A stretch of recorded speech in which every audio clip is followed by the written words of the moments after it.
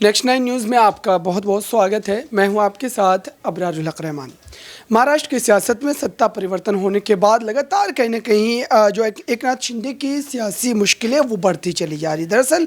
Supreme court का एक बड़ा फैसला आ रहा है। उस बड़े फैसले के बाद महाराष्ट्र की सियासत की जो दशा और दिशा है दोनों बदलती नजर आएगी।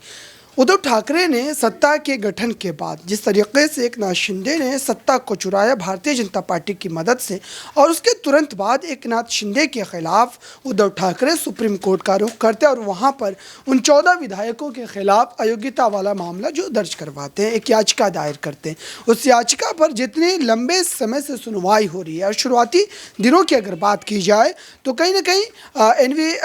रमना ने जिस तरीके से इस पूरे मामले की सुनवाई की और साथ ही कपिल सिब्बल ने इस पूरे मामले में उद्धव ठाकरे के पक्ष को रखा, उस पक्ष को सुनते हुए एनवी रमना ने एक संवैधानिक पीठ का गठन भी किया था। उस संवैधानिक पीठ ने अपने जो है तमाम रिपोर्ट को कोर्ट के समक्ष जो है पेश भी कर दिया। अब ऐसे में ये तय माना जा रहा है कि उद्धव ठाकरे के पक्ष में ये फैसला आ सकता है, क्योंकि इसके कई संकेत सुप्रीम कोर्ट के कई हेयरिंग में देखने को भी मिली है। ऐसे में अब बीएमसी चुनाव को लेकर के आप कहें कि अगर कोर्ट के फैसले से जोड़ करके देखा जाए तो कहीं ना कहीं बीएमसी चुनाव पर भी इसका काफ़ी ज़्यादा प्रभाव पड़ता नजर आएगा, क्योंकि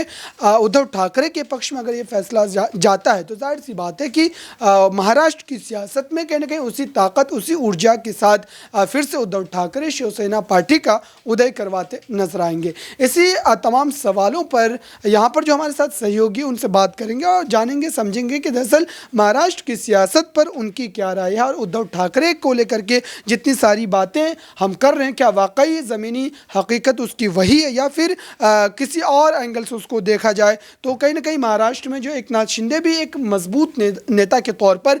बीते 5-6 महीने में उभरते हुए नजर आए हैं। सबसे पहले प्रश्न यही रहेगा कि महाराष्ट्र में कोर्ट का फैसला काफ़ी ज़्यादा चीज़ों पर निर्भर कर रहा है, क्योंकि कोर्ट के फैसले के बाद कहीं ना कहीं उद्धव ठाकरे एकनाथ शिंदे की जो राजनीतिक यात्रा वो तय होती नजर आएगी। इस पर आप क्या देख रहे हैं कि कितना असर पड़ेगा महाराष्ट्र की? ना सिर्फ उद्धव ठाकरे बल्कि महाविकास आघाड़ी सरकार की भी राजनीतिक यात्रा उसी सब पर मायने रखेगी, क्योंकि अगर शिंदे के विधायकों पर फैसला आता तो ये सब जानते हैं कि 16 विधायकों की संख्या कम नहीं होती और उनमें मुख्यमंत्री का भी नाम है। इतनी आसानी से तो ये फैसला नहीं हो सकता, 1-2 सुनवाई तक तो नहीं हो सकता, लेकिन इससे पहले भी सुनवाई हो चुकी है और इस बार कहा जा रहा है कि सीजेआई बन चुके हैं जस्टिस चंद्रचूड़, तो उनकी भी जिम्मेदारियां बढ़ चुकी हैं। फैसला लेना वाजिब सी बात है और 16 विधायकों की अयोग्यता तब करार दी थी जब मुख्यमंत्री थे उद्धव ठाकरे। उन्होंने कई बार नोटिस दिया था, कई बार बुलावा भेजा था गुवाहाटी कि आप लोग वापस आ जाओ, उसके बावजूद भी उन्होंने नज़रअंदाज किया था। तो तब नज़रअंदाज किया था, शायद उनको तभी भारी पड़ता नजर आ रहा है। लेकिन जब कपिल सिब्बल के खिलाफ शिंदे गुट के वकील ने बातें कही थी कि एक नेता ही यहाँ पर अपनी पार्टी नहीं चला सकता, उसके तमाम नेताओं को भी काफ़ी कुछ निर्भर करता है,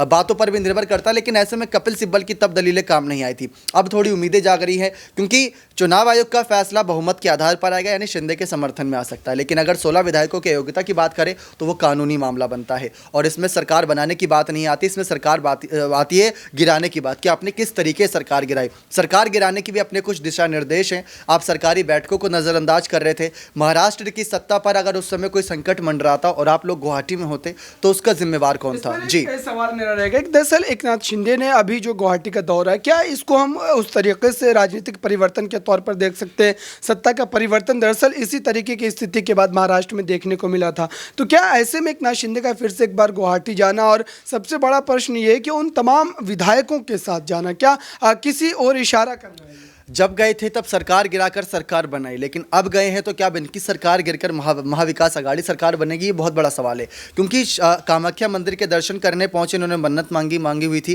कि अगर सब कुछ पूरा हो जाता है सही सलामत तरीके से तो हम आएंगे जरूर और वापस आए। तो इन्होंने सरकार गिराने की मन्नत मांगी हुई थी। भले ही ये कह रहे थे कि हमें लालच नहीं है किसी पदों की, इनको लालच थी वरना मन्नत मांगते नहीं। और अगर सिर्फ सरकार गिरानी थी, सरकार गिरा चुके, शिवसेना पार्टी की क्यों मांग कर रहे हैं? फिर शिवसेना पार्टी की मांग कर रहे हैं, कल को हो सकता है कि यही सारे विधायक बीजेपी को शामिल करके बीजेपी ही दावा ठोक दें। तो ये सारा मतलब एक लालच का खेल है जो बढ़ता रहता है। ऐसा उद्धव गुट का कहना है कि इनका लालच कभी खत्म नहीं होगा। 50 खोखे इन्होंने लिए थे, 50 करोड़ लिए थे, और ये बात जब उद्धव गुट कह रहा तब तो हम भी नजरअंदाज कर रहे थे, लेकिन जब रवि राणा ने बच्चू कडू के खिलाफ कही थी तो सच्चाई सामने से आ गई थी कि वो बागी विधायक एक दूसरे पर ही आरोप लगा रहे थे। और उद्धव गुट ये सारी दलीलें शिंदे गुट के खिलाफ कोर्ट में जरूर रखेगा कि कैसे विधायकों की खरीद फरोख्त हुई, कैसे इनका व्हीप नियुक्त किया गया था, कैसे यहाँ पर जस्टिस चंद्रचूड़ ने भी ये बातें कही थी कि हमने कुछ दिनों के लिए यहाँ पर अपनी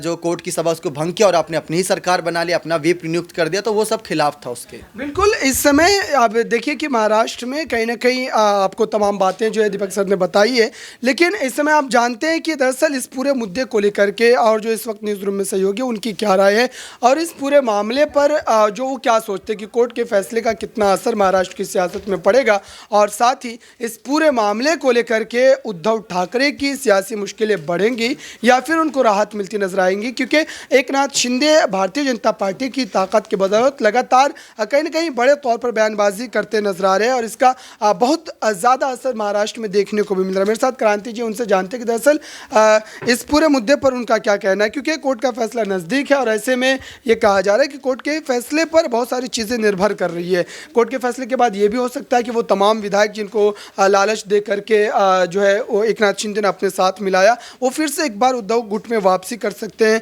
और चुनाव आयोग का भी मामला, ये सारी चीज़ें इस वक्त चल रही है। तो इस पर आप क्या देख रहे हैं, किस तरीके से उद्धव ठाकरे की मुश्किलें बढ़ेंगी या फिर उनको राहत मिलेगी? देखिए, मुश्किलें तो तब बढ़ी थी जब एकनाथ शिंदे एकदम से ही गायब हो गए थे और विधायकों की टोली लेकर के गए थे। उसके बाद उनके पास खोने के लिए कुछ भी नहीं बचा, बस एक शिवसेना की कमान थी। वो भी कहीं ना कहीं अब कोर्ट के फैसलों के बीच में इतनी बुरी तरीके से फंस चुकी कि वो भी उनके हाथ से जाती हुई दिखाई दे रही है। तो देखिए, विरासत हो चाहे तमाम चीज़ें हो, वो सब के सब अगर उनके हाथ से निकल रहा है और ऐसे में सिर्फ एक ही जो है यहाँ पर रोशनी उनको दिखाई दे रही है, अगर वो भी छिनती हुई चली गई तो यहाँ पर फिर कुछ भी नहीं बचेगा उद्धव ठाकरे के लिए। तो देखिए, मैं तो ये कहूँगी कि उनकी मुश्किलें पहले से इतनी बड़ी हुई है कि अब क्या ही मुश्किलें बढ़ेंगी। दूसरी तरफ अगर एकनाथ शिंदे की हम बात कर रहे हैं तो देखिए, एकनाथ शिंदे के गुट के जो विधायक हैं उन्होंने बीच बीच में जो है अपनी तरफ से मुद्दे बोलने शुरू कर दिए हैं। कई बार उन्होंने आवाज़ उठाई, चाहे ट्वीट के जरिए हो चाहे बयान दे करके हो। तो देखिए, उद्धव ठाकरे का जिस तरीके से वो समर्थन करते हुए नजर आते हैं बीच बीच में, उससे यही लगता है कि जैसे ही उनका मन भर जाएगा वहाँ से वो लोग जो है वापसी कर सकते हैं पार्टी के अंदर,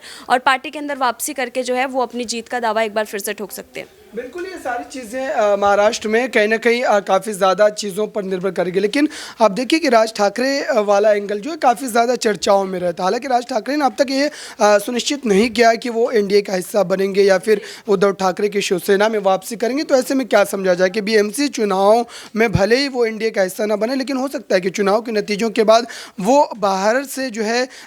शिवसेना पार्टी के खिलाफ जो है बीजेपी का समर्थन करे, क्योंकि जिस तरीके से उन्होंने देवेंद्र फडणवीस की तारीफ की थी सत्ता गठन के बाद, तो क्या इससे ये अंदाजा लगाना कितना सही माना जाएगा? देखिए, राज ठाकरे का ज़्यादातर झुकाव जो है अगर इन दिनों हम देखें तो बीजेपी पार्टी के लिए ज़्यादा दिखाई देता है। शिवसेना के लिए उनका उतना नहीं दिखाई देता है, ना ही उद्धव ठाकरे के लिए, क्योंकि उन्हें ये लगता है कि जब वो शिवसेना की कमान उन्हें नहीं मिली तो फिर यहाँ पर जब उद्धव ठाकरे के हाथ में तो वही अकेले संभाले, फिर उसमें फिर वो क्यों मदद करे। और जहाँ उनको फ़ायदा दिखाई दे रहा है, यानी कि अगर बीजेपी की बात की जाए तो राज ठाकरे को सबसे बड़ा फ़ायदा जो है वो बीजेपी की तरफ देखने को मिल रहा है। तो ऐसे में हम ये कह सकते हैं कि बीजेपी के लिए जो फ़ायदा उनको देखने को मिल रहा है, उस फ़ायदे की वजह से ये सिर्फ और सिर्फ वो बीजेपी के लिए ही अपना झुकाव रख सकते हैं, उद्धव ठाकरे के लिए नहीं। बिल्कुल, ये देखना दिलचस्प होगा कि बीएमसी चुनाव से पहले उद्धव ठाकरे के समर्थन में राज ठाकरे जो है कदम उठाते नजर आते हैं या फिर वो भारतीय जनता पार्टी के साथ एनडीए का हिस्सा बनना पसंद करेंगे। फिलहाल उद्धव ठाकरे के खिलाफ अभी तक उन्होंने जो बड़े तौर पर बयानबाजी की है, उससे यही लगता है कि दरअसल महाराष्ट्र में